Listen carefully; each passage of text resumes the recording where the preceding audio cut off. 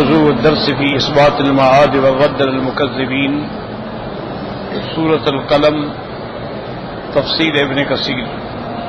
الحمد لله رب العالمين والصلاة والسلام على أشرف الأنبياء وسيد المرسلين سيدنا محمد وعلى آله وأصحابه أجمعين. اللهم صل على سيدنا محمد وعلى آل سيدنا محمد كما صليت على إبراهيم وعلى آل إبراهيم في العالمين إنك حميد مجيد. أعوذ بالله من الشيطان الرجيم. بسم الله الرحمن الرحيم. يوم يكشف عن ساق ويدعون إلى السجود فلا يستطيعون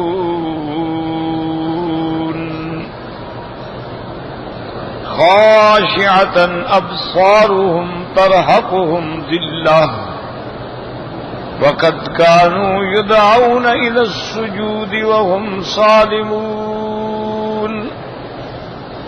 فذرني ومن يكذب بهذا الحديث سنستدرجهم من حيث لا يعلمون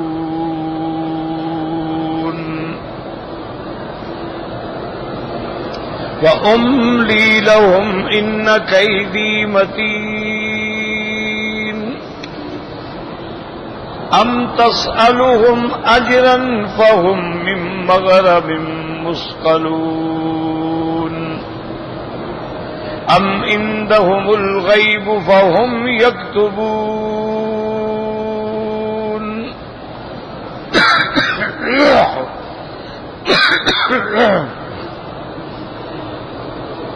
اللہ تبارک و تعالی نے ارشاد فرمایا ہے کہ قیامت کے دن یوم یکشف عن ساق، جب اللہ تبارک و تعالی اپنی پنڈلی مبارک کو کھولیں گے، پردہ ہٹائیں گے، وَيُدْعَوْنَ إِلَى السُّجُودِ، اور سجدے کے لیے بلایا جائے گا، کہا جائے گا، حکم ہوگا، لیکن مشرک کافر مکذب جو ہیں وہ سجدہ نہیں کر سکیں گے. مومن سب سجدے میں گر جائیں گے.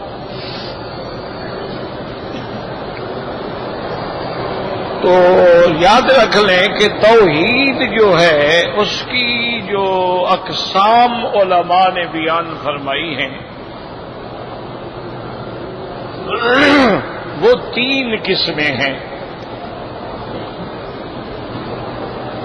ایک توحید تو ہے، اس کو کہتے ہیں توحید ربوبیت. کیا معنی کہ مسلمان کا یہ عقیدہ ہو کہ میرا اللہ جو ہے خالق ہے، رب ہے، رازق ہے، روزی دینے والا ہے، نفع نقصان کا مالک ہے، آسمان زمینوں کو بنانے والا ہے. یہ بھی توحید ہے، لیکن یہ توحید ربوبیت.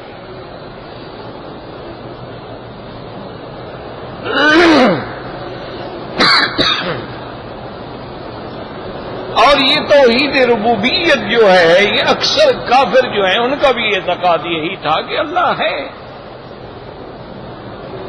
اسی لیے تو اللہ کا گھر بناتے تھے نا. اگر خدا کو نہ مانتے تو خدا کا کعبہ کیوں بناتے؟ کیوں طواف کرتے؟ کیوں حج کرتے؟ اور جب ان سے پوچھا جاتا تھا ابھی آسمانوں اور زمینوں کو کون بناتا ہے، کہتے اللہ بناتا ہے. جب ان سے پوچھا جاتا تھا ابھی تم لوگوں کو رزق کون دیتا ہے، زمینوں سے آسمانوں سے برساتا ہے، زمینوں سے کھیت اگاتا ہے، کہ اللہ دیتا ہے. تمہاری قوت سامعہ باطنہ کا مالک کون ہے اور پورے عالم کا نظام چلانے والا کون ہے؟ کہتے اللہ. فسیقولون اللہ. اللہ. یہ توحید ربوبیت ہے. یہ اکثر کافر مانتے ہیں. اس کے بعد جو نمبر ہے یاد رکھیں وہ ہے توحید الوہیت. توحید الوہیت کا معنی یہ ہے کہ معبود برحق صرف اللہ کی ذات ہے. اور جتنی انواع عبادت ہیں، اقسام عبادت ہیں، اجزاء عبادت، وہ صرف اللہ کے لیے ہے۔ اسی لیے ہم کلمہ پڑھتے ہیں لا الہ الا اللہ، کہ کوئی معبود برحق نہیں مگر اللہ۔ انما الہکم الہ واحد، حسر تمہارا خدا الہ ایک، معبود ایک ہے۔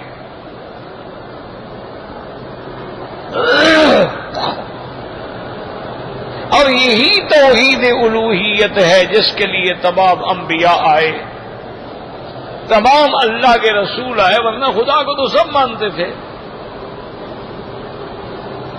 اصل مسئلہ یہی تھا جس کے لیے انبیاء کو تکلیفیں برداشت کرنی پڑی، انبیاء کو کفار کا مقابلہ کرنا پڑا، ہجرت کرنی پڑی، وطن چھوڑنے پڑے، زخم کھانے پڑے، شہید ہونا پڑا۔ وہ صرف یہی مسئلہ تھا کہ کوئی معبود برحق نہیں مگر اللہ۔ تو جب مسلمان پڑھتا ہے لا الہ الا اللہ تو یہ فیصلہ ہو جاتا ہے کہ بھئی کوئی معبود نہیں۔ اچھا، جب کوئی معبود برحق نہیں تو صاف ظاہر ہے کہ پھر عبادت صرف اسی کی ہوگی۔ اسی لیے یعنی تمام انبیاء جتنے اللہ نے بھیجے سب کی یہی دعوت تھی کہ اللہ کی عبادت کرو اور اس کے ساتھ کسی غیر کو شریک نہ کرو۔ اب عبادت کا معنی صرف نماز روزہ نہیں، نماز بھی عبادت ہے، روزہ بھی عبادت ہے، طواف بھی عبادت ہے، رکوع سجود بھی عبادت ہے، دعا مانگنا بھی عبادت ہے، نظر نیاز دینا یہ بھی عبادت ہے۔ یہ صرف اللہ کے لیے ہے، جب غیر کے لیے ہوگی مشرک ہو جائے گا۔ ایک موٹی بات یاد رکھو، اور اصل عبادت تو دعا ہے، دعا مخ العبادت یعنی مغز ہے عبادت کا۔ تو جب اللہ کے سوا کسی غیر سے مانگے گا اسی وقت شرک آ جائے گا۔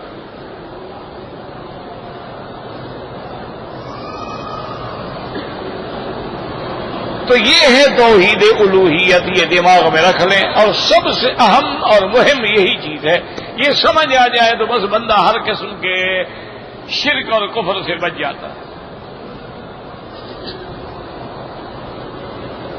اس لیے اللہ نے فرمایا، میرا مدنی آپ وضاحت سے فرما دیں، ان صلاتی و نسکی و محیایا و مماتی للہ رب العالمین لا شریک لہ۔ اللہ نے فرمایا آپ اعلان کر دیں کہ میری نمازیں، میری قربانیاں، میری زندگی، میری موت، میری تمام عبادات صرف اللہ کے لیے۔ اب آپ حج پڑھتے ہیں، آپ تلبیہ کہتے ہیں، آپ جا کے حج کے جانور ذبح کرتے ہیں مینا میں، آپ اضحیہ کرتے ہیں، قربانی کے جانور ذبح کرتے ہیں، یہ صرف اللہ کے لیے ہیں۔ آپ اعتکاف بیٹھتے ہیں، آپ روزہ رکھتے ہیں، آپ طواف کرتے ہیں، آپ سجدہ کرتے ہیں، آپ رکوع کرتے ہیں، تو ہر قسم کی عبادت صرف اللہ کے لیے۔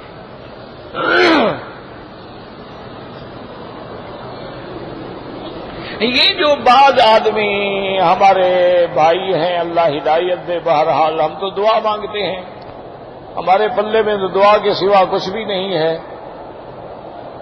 اور ویسے بھی دعا کریں کہ ہم حضرت امیر شریعت عطا اللہ شاہ بخاری رحمۃ اللہ علیہ کی صاحبزادی، ان کی بیٹی جو ہیں آج وفات پا گئیں، اللہ مغفرت فرمائے، اللہ ان کے درجات کو بلند فرمائے، اور اللہ ان کے پسماندگان کو صبر جمیل عطا فرمائے۔ بہت بڑی عالمہ، فاضلہ، صابرہ بی تھی، اور انہوں نے اپنے والد مرحوم امیر شریعت کی زندگی کے احوال پہ کتاب بھی لکھی تھی، سیدی و ابی۔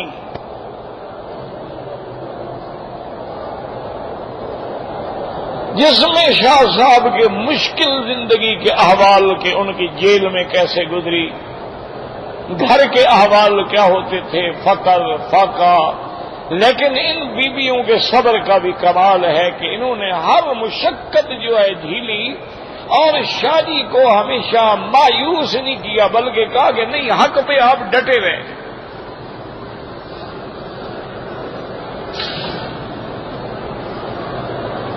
بڑے لوگ تھے، دعا کریں اللہ ان کی قبروں پہ کروڑوں رحمتیں فرمائے۔ آج کل تو ہمارے چھوٹے چھوٹے مولوی جو ہے نا جی، ان کے گھر دیکھو اور ان کے دفتر دیکھو اور ان کے لباس دیکھو، ان کی گاڑیاں دیکھو تو آپ حیران ہو جائیں۔ یہ وہ لوگ تھے، اگر چاہتے نا کہ سونے کا گھر بنا لیں تو کوئی مشکل نہیں تھا۔ اللہ نے زبان میں وہ جادو دیا تھا کہ لاکھوں کے مجمع مشہور ہو جاتے تھے،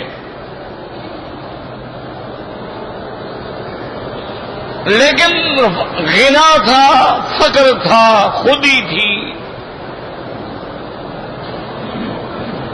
سینکڑوں احباب نے منتیں کی کہ شاہ جی کم از کم آپ حج کر لیں، آپ نے حج نہیں کیا ہے، ہم سارے اخراجات آپ کو دینے کے لیے تیار ہیں۔ فرمایا بھائی اللہ نے حج فرض کیا ہے صاحب استطاعت پہ، اللہ نے اگر مجھے اپنا پیسہ نہیں دیا ہے تو میں تمہارے پیسے لے کے حج کیوں کروں؟ بس ٹھیک ہے، اللہ اسی پہ راضی، ہم بھی راضی۔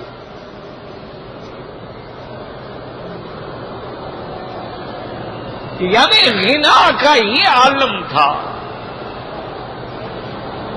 حضرت مفتی زین العابدین رحمت اللہ علیہ تبلیغی جماعت کے بڑے بزرگوں میں گزرے، فوت ہو گئے، اللہ ان کی قبر پہ کروڑوں رحمتیں فرمائیں۔ انہوں نے ایک واقعہ سنایا، فرمانے لگے کہ میں ملتان آیا ہوا تھا اور انہی دنوں مجھے پتا چلا کہ شاہ جی رحمت اللہ علیہ کے احوال بڑے سخت ہیں اور ان کے گھر میں فاقہ کئی دنوں تک۔ یہ تو مجھے بھی یاد ہے، میں ایک دفعہ زیارت کرنے گیا، بالکل آخری عمر تھی، بیماری بھی تھی، بڑھاپا بھی تھا، تو مجھے کہا کہ بھائی ہمارے گھر میں تو نمک کی چائے چلتی ہے، پی سکتے ہو تو پلا دیتے۔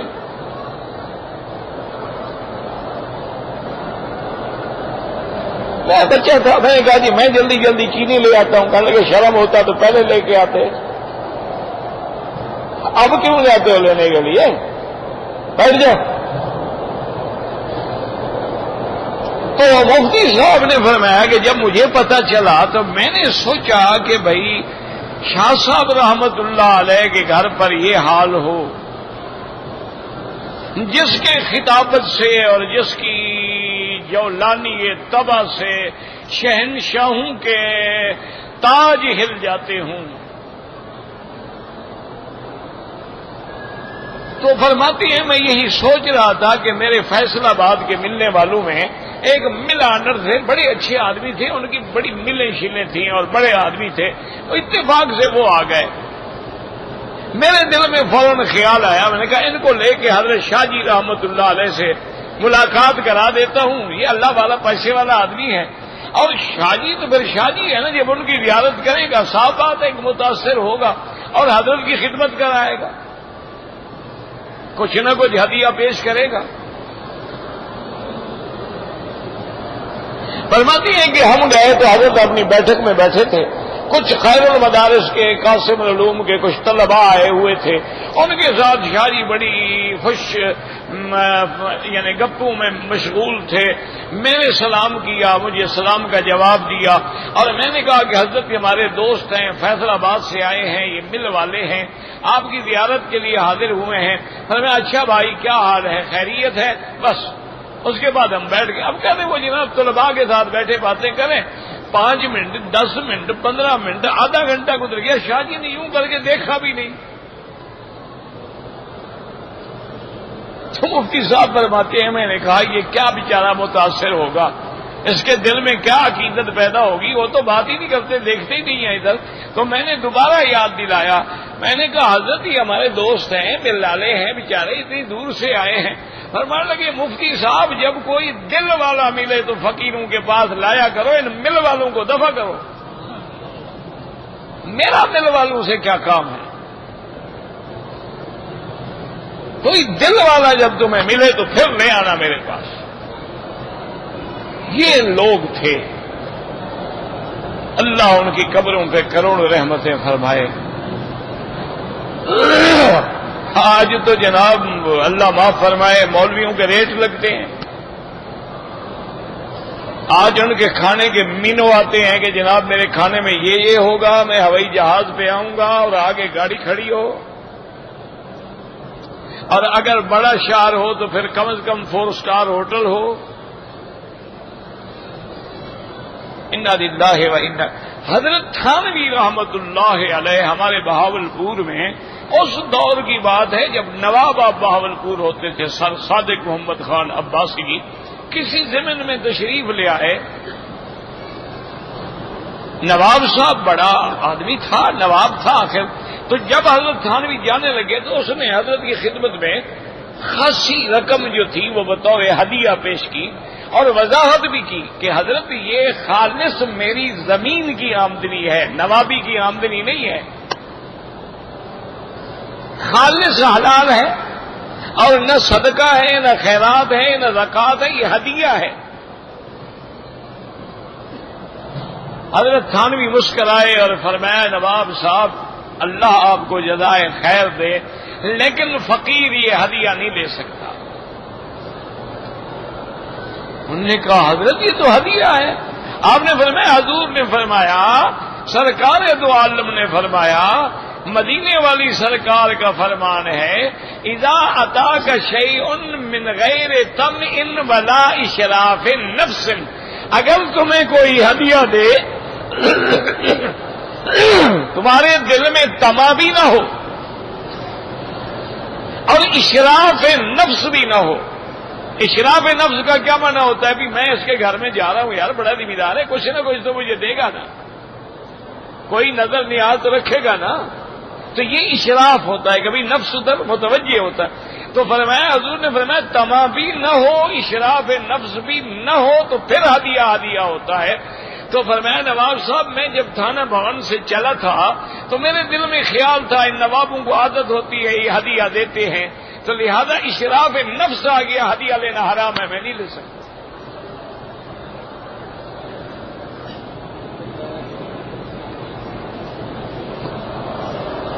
آج کیا کہیں، کہاں سے لے آئے ہم امیر شریعت عطا اللہ شاہ بخاری، کہاں سے لے آئے ہم علامہ انور شاہ کاشمیری، کہ علامہ اقبال نے خود کتاب پیش کی کہ یہ شہنشاہ ایران کی کتاب ہے اور آج سے 500 سال پرانے زمانے کی فارسی میں لکھی ہوئی ہے، اور انہوں نے اس زمانے میں اقبال کے زمانے میں 1,00,000 روپے کا انعام بھی رکھا کہ اس کا ترجمہ کر دو سلیس فارسی میں تو 1,00,000 روپے کا انعام دیا جائے گا۔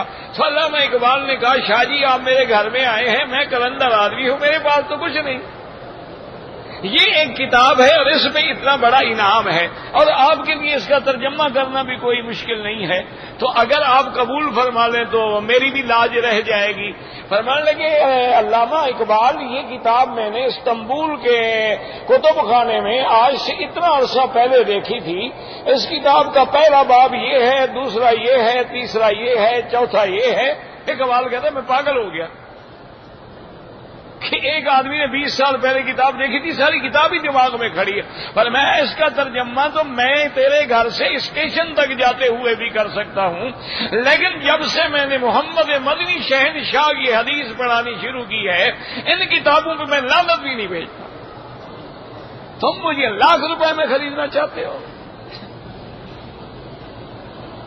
جاؤ کوئی اور میراثی شراثی ڈھونڈ لو جو پیسوں کے لیے چندے کرتے ہوں اور ترجمے دیتے ہوں اور تقریریں کرتے ہوں، میرا کام نہیں ہے۔ ہم تو نبی کے وارث ہیں کہ لا اسألکم علیہ اجرا ان اجری الا علی رب العالمین۔ ہر پیغمبر نے اپنی قوم سے کہا کہ اے میری قوم کے دیوانوں مت والو، ہم تم سے کچھ نہیں مانگتے، نہ دولت نہ پیسہ نہ رشتہ نہ طاقت، ہمارا اجر تو اللہ پر ہے، صرف حق بات سن لو اور مان لو۔ اور یاد رکھو اسی لیے علماء نے لکھا ہے کہ اگر صحیح عالم کا یعنی جو اللہ کے رسول کے قرآن و حدیث کا عالم ہے، نبی کا وارث ہے، یا سرکاری عالم ہے، یا حلوائی ہے، یا فدائی ہے، ان کا فرق کرنا ہو تو نے کا قرآن نے بتلا دیا ہے کہ جب فرعون نے حضرت موسیٰ علیہ السلام کے مقابلے پہ جادوگروں کو بلایا تھا، تو جب جادوگر دربار میں آئے تو انہیں سب سے پہلے بات کیا تھی؟ ان لنا لاجرا، جادوگروں نے سب سے پہلے ان لنا لاجرا ان كنا نحن الغالبین قال نعم وانکم لمن المقربین۔ سب سے پہلے انہوں نے کہا فرعون یہ بتلاؤ اگر ہم کامیاب ہو جائیں، موسیٰ علیہ السلام کو شکست دے جائیں تو ہمیں کچھ مال ملے گا کہ نہیں؟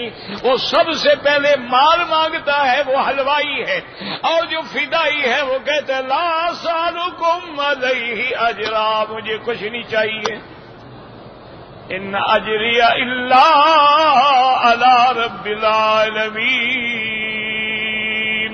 تو اس لیے یاد رکھیں یہ وہ بڑے لوگ تھے، اور یہ بی بی بھی بڑے لوگوں میں تھی، جس نے فقر میں زندگی گزار دی، جس نے مشقتوں میں زندگی گزار دی، اور جن کی راتیں مصلے پہ گزرتی تھیں، اور جن کے دن جو ہیں اللہ کے قرآن کی تلاوت میں گزرتے تھے، آج اللہ کے پاس چلی گئیں، اور کتنا بڑا کلمہ ہے، 2 لفظوں میں میرے اللہ نے مسئلہ حل کر دیا۔ فرمایا کیا کہو؟ انا للہ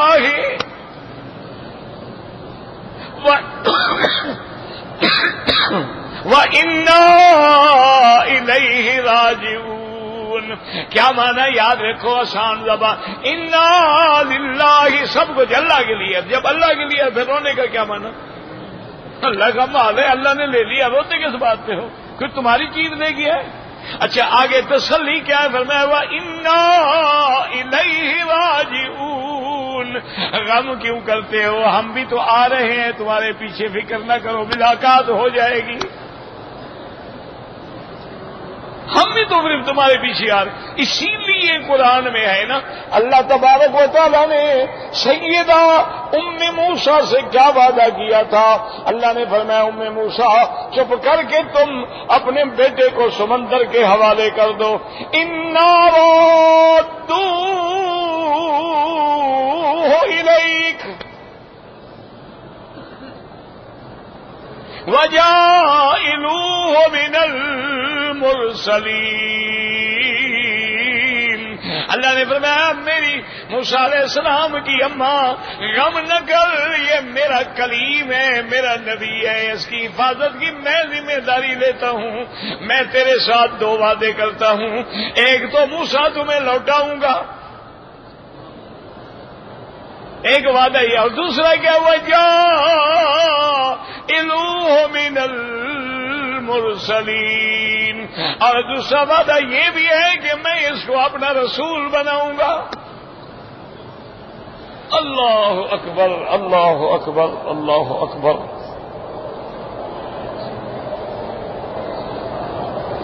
اب بی بی نے کہا بولا تیرے وعدوں پہ تو یقین ہے۔ بی بی زبان سے نہیں کہہ رہی، زبان حال بتلا رہی ہے، اللہ کا وعدہ سچا، اللہ ملائیں گے، لیکن پتہ نہیں وقت کتنی لگے گا۔ ملایا تو اللہ نے یوسف کو بھی ہے نا یعقوب سے، لیکن کتنا بعد؟ 70 سال بعد۔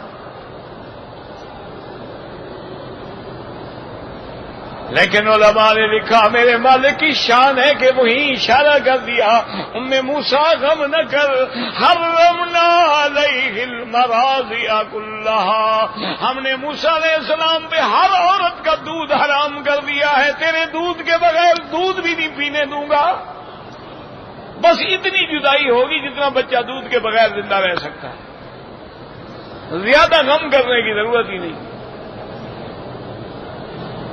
اللہ اکبر۔ اسی لیے دیکھیں یہ ایمان ہوتا ہے، تمہارے بھی ہمارے ایمان ہے نا ماشاءاللہ۔ کعبہ شریف میں آئے ہیں، احرام باندھا ہوا ہے، لبیک اللہم لبیک لبیک لا شریک لک لبیک، اور ملتزم پہ کھڑا ہے اور کہتا ہے پیرانے پیر تیری بڑی مہربانی، تو ساکو مکے پہنچا دیتا ہے۔ اس سے بڑا مشرک تو میرے خیال میں مکے میں بھی نہیں ہوگا. کتنے پڑھے لکھے لوگ ہیں میرے بھائی ہیں عزیز. یہ کالی کملی والے نے ہمیں بلایا ہے. کالی کملی والا جب حج پہ آیا اس کو کس نے بلایا تھا؟ یعنی تمہیں اللہ نے نہیں بلایا؟ تیرے آنے کا فیصلہ خدا نے نہیں کیا، کالی کملی والے نے خط لکھا ہے آپ کو. کیوں ایسی جھوٹی باتیں کرتے ہو؟ کبھی جھوٹے خواب لوگوں کو سناتے ہو، کبھی جھوٹی باتیں کرتے ہو، اور پھر یہی کالی کملی کا لفظ جو ہے کہاں سے ڈھونڈ آئے ہو؟ کون دنیا میں ماں کا لال ہے جو مزمل کا معنی کالی کملی کرتا ہے؟ ایسے پتہ نہیں کہاں کہاں سے مولویوں نے ترجمے ڈھونڈ. یا ایھا المزمل، کپڑے میں لپٹنے والے، یا ایھا المدثر، اوپر کی چادر لے کے لپٹ کے سونے والے. یہ کالی کملی کا ترجمہ کہاں سے آ گیا؟ اصل کیا ہے؟ اصل پتہ ہے تمہیں یہ جھگڑے کیا ہیں؟ اصل یہ ہے نا کہ محرم میں کالے کپڑے انہوں نے نکالے، کالی کملی انہوں نے نکال.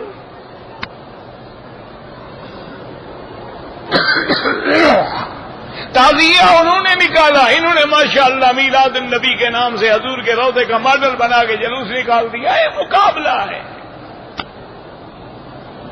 اس کا دین سے کوئی تعلق نہیں ہے. دین یہ ہے کہ تیرے اندر عشق ہو محمد مصطفیٰ کا، تیرے اندر عشق ہو بلال کا، تیرے اندر عشق ہو سیدنا ابو بکر کا، تیرے اندر عشق ہو اصحاب رسول اللہ کا، تیرے اندر عشق ہو اہل بیت رسول اللہ کا، تیرے اندر عشق ہو علماء کا، اولیاء اللہ کا. کہ تم تو آ جاتے ہو، داڑیاں مڈاتے ہو، سگریٹیں پیتے ہو، پھر جا کے صلاۃ و سلام پڑھتے ہو. اور عاشق تو مولانا روم ہے جو کہتا ہے میرا مدنی اگر 1000 دفعہ بھی میں اپنے منہ کو عرق گلاب اور دہن سے ورد سے غسل دوں پھر بھی تیرا نام لیتے ڈر لگتا ہے کہیں بے ادبی نہ ہو جائے کہ میں نے گندی زبان سے تیرا نام لے لیا. 1000 بار بشویم دہن بمشک و گلاب، ہنوز نام تو گفتن کمال بے ادبی. اس میں وہ عاشق تھے کہ جہاں جہاں حضور گزر گئے انہوں نے جان دے دی. جہاں حضور کا نقش قدم آیا. اب دیکھیں سیدنا عبداللہ ابن عمر ہے رضی اللہ عنہما، حج کے بعد آ رہے ہیں عرفات سے، مزدلفہ کے راستے میں اونٹنی روکی اور اپنے ملازم سے لوٹا لیا اور تھوڑا دور جا کے بیٹھ گئے جیسے آدمی یعنی قضائے حاجت کے لیے بیٹھتا ہے. بیٹھ کے واپس آ گئے، نہ آپ نے پیشاب فرمایا نہ استنجا کیا. تو خادم نے پوچھا حضرت یہ کیا کیا؟ پر میں اسی جگہ میں نے اپنے مدنی کو اترتے دیکھا تھا، میں نے کہا حضور کی سنت پوری ہو جائے. مجھے وضو نہیں کرنا تھا، نہ تقاضا تھا، لیکن میرا مدنی جو اترا تھا. یہ عشق تھا. یہ عشق نہیں ہے میرا، یہ جھنڈیوں والا عشق نہیں ہوتا. جھنڈیاں تو تم وزیروں کے لیے بھی لگاتے ہو اور نبی کے لیے بھی لگاتے ہو. کچھ خوف خدا کرو، دل میں محمد مدنی کی محبت کا جھنڈا لگاؤ، اتباع سنت کا جھنڈا اٹھاؤ، سرکار دو عالم کے فرمان پہ جان دینا سیکھو، محمد مدنی والا لباس پہننا سیکھو، سرکار دو عالم والا چہرہ بنانا سیکھو، سرکار دو عالم والے عادات، اقوال، افعال، اعمال سیکھو. پھر کہو گے اللہ ہمیں حضور کا کروڑویں حصے میں سے کوئی ذرا سا بھی حصہ اس کا نصیب فرما دے. اس لیے ہمیشہ یاد رکھیں کہ توحید ربوبیت اور اہم کیا ہے توحید الوہیت، کہ کوئی معبود برحق نہیں مگر اللہ. یاد رکھ لو. اور تمام انواع عبادت یہ جو ہے نا ہمارے اللہ ہدایت دے کہہ دیتے ہیں جی وہ جو قبر پہ ہم سجدہ کرتے ہیں نا وہابیوں کو پتہ کوئی نہیں، وہ تو تعظیمی سجدہ ہے. اللہ کو جو کرتے ہیں یہ عبادت والا سجدہ ہے، وہ تو تعظیم والا سجدہ ہے. شرک کیسے ہو گیا؟ یہ سجدہ اور ہے، وہ سجدہ اور ہے، ملا کی ادا اور مجاہد کی ادا اور.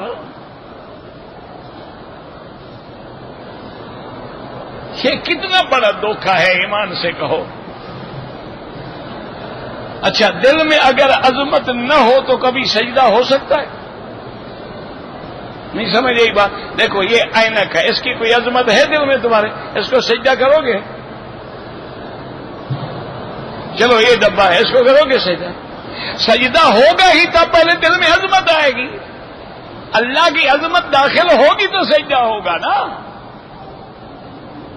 عبادت بھی تو تب ہوگی جب عظمت ہوگی. اچھا پھر کہہ دیتی ہیں کہ جناب دیکھو نا، حضرت آدم علیہ السلام کو فرشتوں نے سجدہ کیا، وہ تعظیمی سجدہ تھا. اچھا یوسف علیہ السلام کو والدین نے سجدہ کیا، وہ تعظیمی سجدہ تھا. تو اگر ہم بزرگوں کی قبروں پہ سجدہ کرتے ہیں یا جا کے چوکٹ کو چومتے ہیں، یہ تعظیم کی بات ہے، اب عبادت سمجھ کے نہیں کرتے. دلیل کیا ہے؟ دلیل آدم کو سجدہ.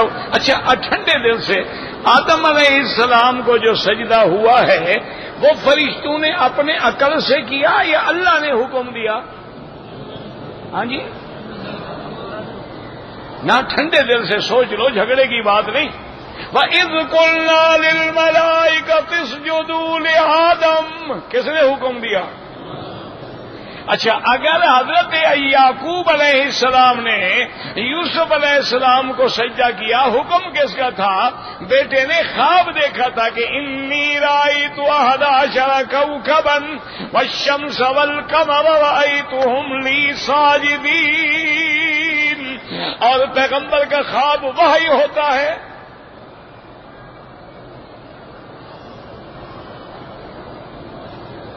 اسی لیے حضرت یعقوب اور سارا خاندان نے جب سجدہ کیا تو دیکھے نا، یوسف علیہ السلام نے یہ نہیں کہا کہ جناب دیکھو آج میں قال یا ابت ھذا تاویل رؤیایا من قبل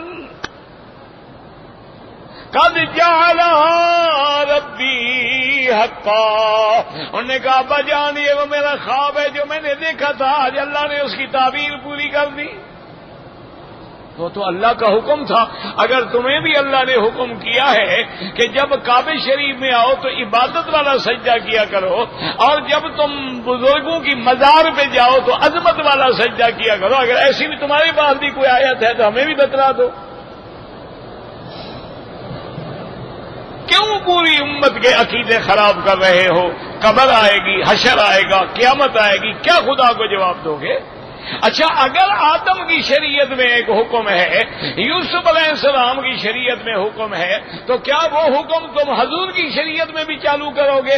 حضرت آدم کی شریعت میں تو بہن سے بھی نکاح جائز تھا، تم کرو گے بہن سے نکاح؟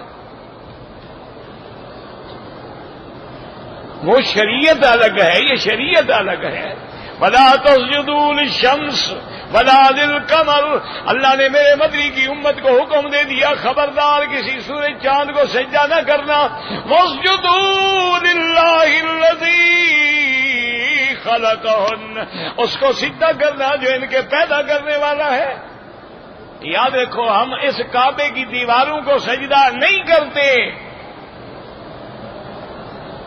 ہمارے مدنی پاک نے، حضرت ابو بکر نے اور حضرت عمر نے کعبے کے سامنے کھڑے ہو کے اعلان کر دیا کہ الا یا ایھا الحجر انک لا تنفع ولا تضر، کہ اے حجر اسود تم پتھر ہو، تم کوئی نفع نقصان کے مالک نہیں ہو. اگر میرے مدنی نے بوسہ نہ دیا ہوتا میں کبھی تجھے بوسہ نہ دیتا.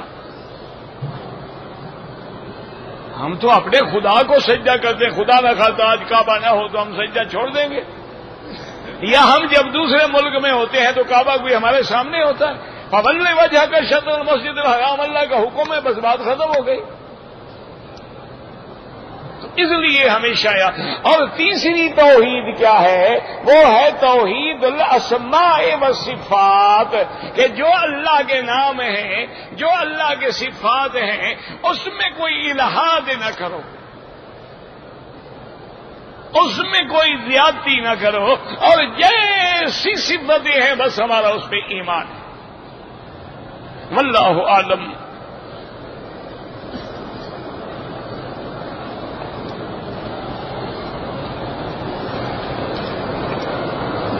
عورت اپنے داماد کے ساتھ حج کر سکتی ہے؟ بالکل کر سکتی ہے. حرم مکہ ہو یا مدینہ ہو، نمازی کے آگے نہ گزرے، مجبوری ہے تو سجدے کی جگہ سے دور گزریں۔ اگر 2-3 طواف اکٹھے کر کے بعد میں 2 رکعت پڑھیں جائز ہے۔ نماز قضا جو ہے جب یاد آئے، جب موقع ملے پڑھتے رہو پڑھتے رہو پڑھتے رہو بس۔ میری ماں کی نمازیں چھوٹ گئی ہیں تو بعض ائمہ کے نزدیک تو اس کے وارث اس کی طرف سے نماز پڑھ سکتے ہیں، لیکن امام ابو حنیفہ فرماتے ہیں کہ صدقہ فطر کے برابر، یعنی 2.25 سیر گندم کے برابر ہر نماز کے بدلے میں خیرات کر دو، 1 مہینے کی بنا لو پھر خیرات کر دو۔ کہتے جی کہ ہمارے ملک میں بعض لوگوں نے جنازہ اونچی آواز میں پڑھانا شروع کیا ہے، ان کو 1400 سال کے بعد اب حدیث سمجھ آئی ہے ماشاءاللہ۔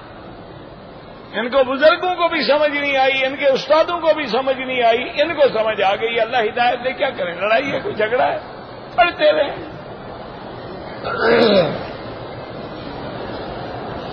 کہتے جی کہ یہاں کے لوگ جو اوپر جبہ پہنتے ہیں، رواج ہے، علاقے کا رواج ہے۔ تم شیروانی پہنتے ہو، واسکٹ پہنتے ہو، کیوں پہنتے ہو؟ یہ علاقائی رواج ہے، اس میں کیا ہے؟ ریشم نہ ہو، سونا نہ ہو، حلال ہے۔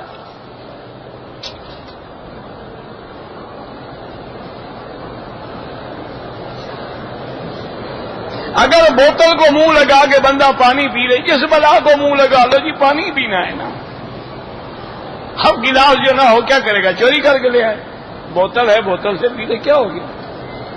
ڈول کو منہ لگا کے پی لو، ہاتھوں پہ ڈال کے پی لو، پانی پینا ہے کسی طرح تو پی لو۔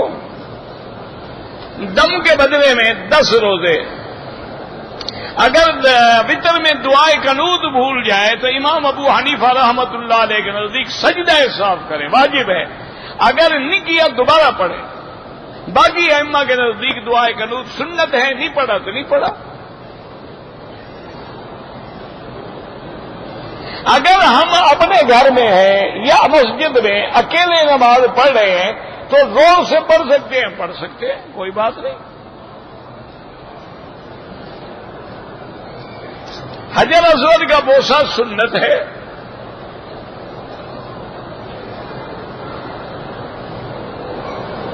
ہمارا بس سے اترتے ہوئے کوئی بیگ لے گیا ہے، اپنا چھوڑ گیا ہے، تو اب میں کیا کروں؟ میں جا کے ڈھونڈوں اس کو؟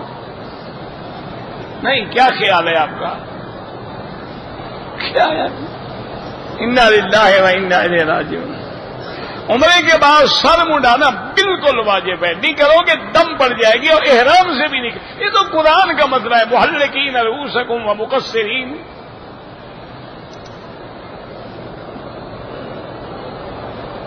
کہتے ہیں جی کہ پہلے تو صرف 12 ربیع الاول کا جلوس تھا، اب 11ویں کا بھی جلوس نکلتا ہے۔ ماشاءاللہ جی، آخر دیکھو یار، مولوی نے بھی تو روٹی کھانی ہے نا۔ نہ ایمان سے کہو، مجھے الحمدللہ آج میرے والد صاحب نے یہاں 40 سال پڑھایا۔ اچھا، میں اللہ کا شکر ہے پیدا بھی یہاں ہوا، 30 سال تو مجھے بھی ہو گیا۔ مجھے آپ نے کبھی دعوت کھلائی ہے؟ تو مولوی کیا کہے بیچارہ، انہوں نے بھی مسئلہ بنایا ہے کہ بھائی تیسرے دن کل شریف، 7 جمعراتیں شریف، پھر 40واں شریف، ہر مہینے میں 11ویں شریف، 12ویں شریف، تاکہ اتنے میں کوئی اور شریف بھی مر جائے گا، مولوی کی روٹی تو چلتی رہے گی نا۔ تم جو نہ دو تو وہ مسئلے تو ایسے بتائی، لیکن یہاں امام ہے ماشاءاللہ جن کو بادشاہ بھی کھڑے ہو کے ملتے ہیں۔ انہوں نے کبھی ایسا جھوٹا مسئلہ بنایا؟ ان کو ضرورت ہی نہیں ہے، ان کا تو لباس ہی لاکھوں ریال کا ہوتا ہے، ان کی تو گاڑیاں جو ہے ماشاءاللہ وہ بھی 50-50 لاکھ کی ہوتی، ان کو کیا ضرورت ہے جھوٹا مسئلہ بیان کرنے کی؟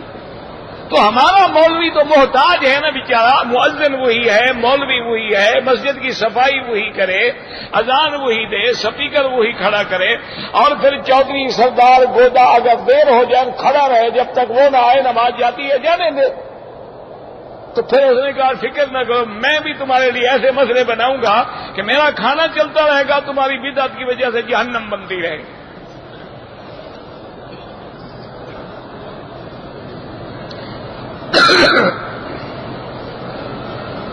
قرآن مجید کو جلایا گیا، ان پہ اللہ کا قہر آئے گا، فکر نہ کریں۔ آپ نے کون سا قرآن پہ عمل کیا ہے کہ آج آپ کو دکھ ہو رہا ہے؟ نہیں، آپ قرآن کو مانتے ہیں، قرآن تو کہتا ہے کافروں سے دوستی نہ رکھو، تم نے کیوں رکھی ہوئی ہے؟ من لم یحکم بما انزل اللہ، اللہ فرماتے ہیں جو قرآن کے مطابق فیصلہ نہ کرے وہ کافر ہیں۔ تمہارے پاس قرآن کا فیصلہ ہوتا ہے؟ تمہارے پاس تو لارڈ میکالے کا قانون ہے، پھر کہنا جی قرآن کی بڑی بے حرمتی ہوئی ہے، تو تم خود کروا رہے ہو، تمہارے دوست ہیں، تم ان کے نوکر ہو۔ احرام والی چادر سے شلوار قمیض بنوا لو، جو مرضی ہے بنوا لو، تمہارا کپڑا ہے، خدا کے بندے۔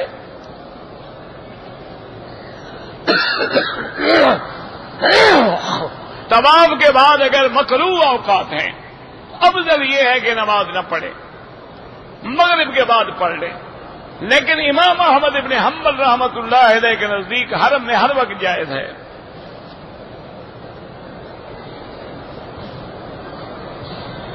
اگر حلق کرایا لیکن بال کو چلو بچ گئے، کچھ نہیں ہوتا۔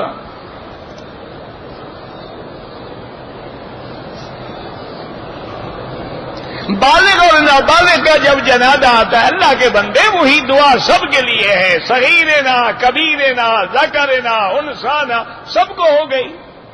بڑا فکر ہے اس بیچارے کو بالغ نابالغ کا،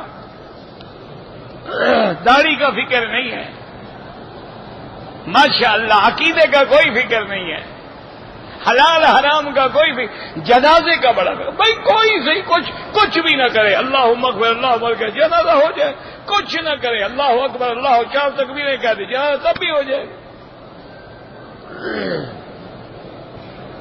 کہتے تھے کہ ہمارے ملک میں جو ربیع الاول میں چراغاں کرتے ہیں جو بالکل ناجائز ہے میرا بھائی، بالکل بدعات ہے یہ۔ میرا بھائی بیمار ہے، اللہ ہر بیمار کو شفا دے۔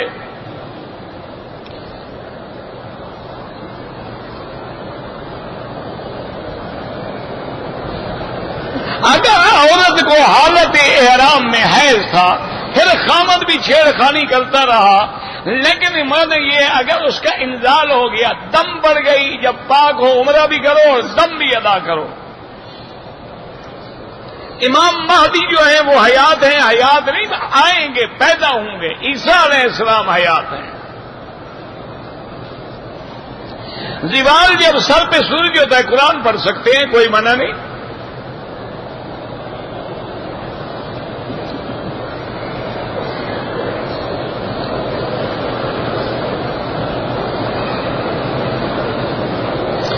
شرک کا معنی یہ ہے، حضور نے فرمایا کہ میری امت میں نہیں، فرمایا جزیرۃ العرب میں شرک نہیں ہوگا۔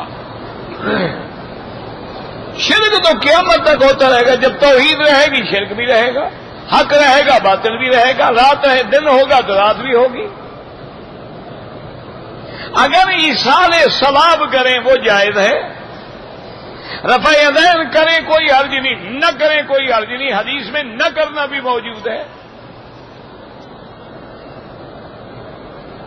طواف کے دوران عورت اپنے چہرے پہ کپڑا ڈال کے رکھے، آگے مرد ہیں،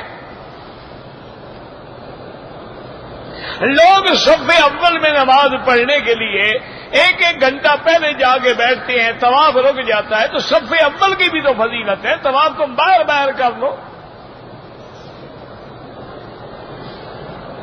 تمام ائمہ اربعہ جو ہیں وہ حق پہ ہیں، فرقہ بندی کہیں نہیں ہے، تمہارے دماغ میں ہے۔ کوئی امام کہتا ہے کہ مغرب کی نماز 4 رکعت پڑھو، کسی امام نے کہا ہے کہ عشاء کی رکعت نماز 5 رکعت پڑھو، کسی میں کہاں فرقہ بندی ہے؟ کسی نے کہا ہے کہ 7 چکر کے بجائے طواف کے 8 چکر کرو، کوئی فرقہ بندی نہیں۔ اعلیٰ اولیٰ کے مسئلوں میں ہمیشہ اختلاف ہوتا ہے، وہ فرقہ بندی تو نہیں ہے۔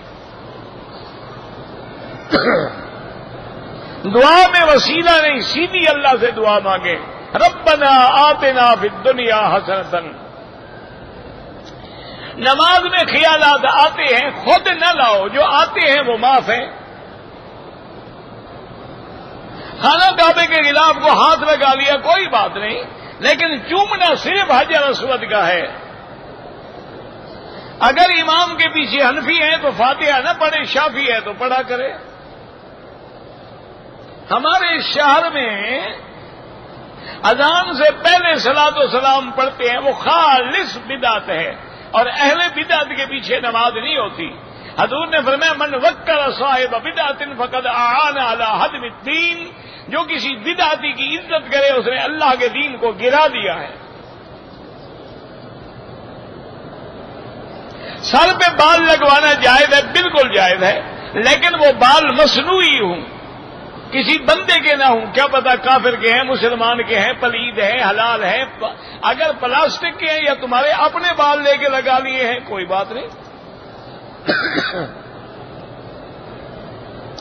کہتا جی کہ شادی کے موقع پر دلہن کو زیور کتنی ڈالنا چاہیے جتنی کمر برداشت کرے؟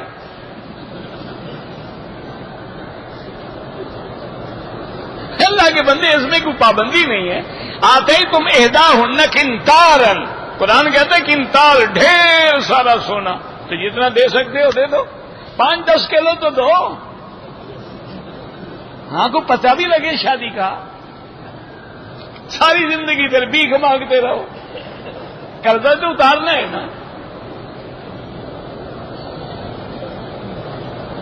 میں مکہ میں ہوں، والد فوت ہو گئے، میری والدہ اکیلے حج پہ، اگر بوڑھی ہے تو عورتوں کے ساتھ حج پہ آ سکتی ہے، جوان ہے تو نہ آئے۔ قرآن پڑھ سکتے ہیں زوال کے وقت میں۔ میت کو آپ نے قرآن پڑھا، دعا کی، اللہ ثواب دے، بس اللہ پہنچائیں گے۔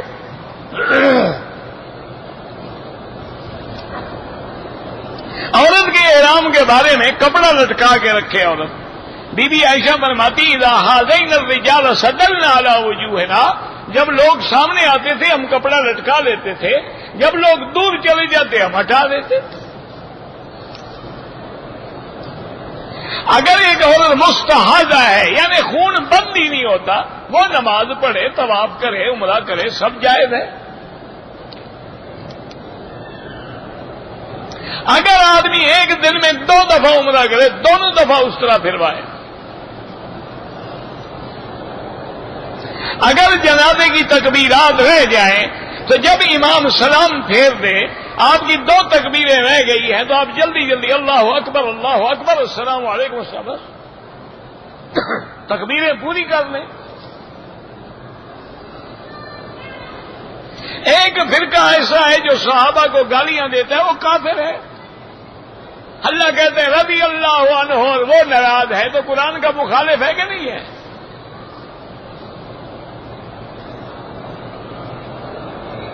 میں نے پہلے عمرہ کیا تو سر منڈوا دیا، پھر میں نے دوسرا عمرہ کیا 3 دن کے بعد تو کینچی سے بال، جب منڈوا دیا تو کینچی کس پہ چلائی تھی آپ نے؟ بہرحال سر پہ اس طرح پھراؤ، ایک بکری دم بھی ادا کرو۔ عورت کے بال کٹھے کر کے لے جائیں، جب انتہا پہ ہو تو 1 پور کے برابر کاٹ لیں، یہ نہیں کہ یوں پکڑ کے کاٹ لو یا یوں پکڑ کے کاٹ لو۔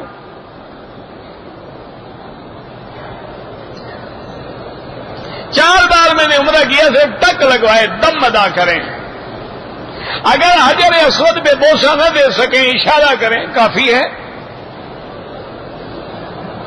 ہر نماز کے بعد نئے چپل پہنتے ہیں، اپنے دیکھو نا، انہوں نے باقاعدہ انتظام کیا ہے کہ جب آؤ پلاسٹک کی تھیلی لو، اس میں رکھو اور اپنے ساتھ رکھو۔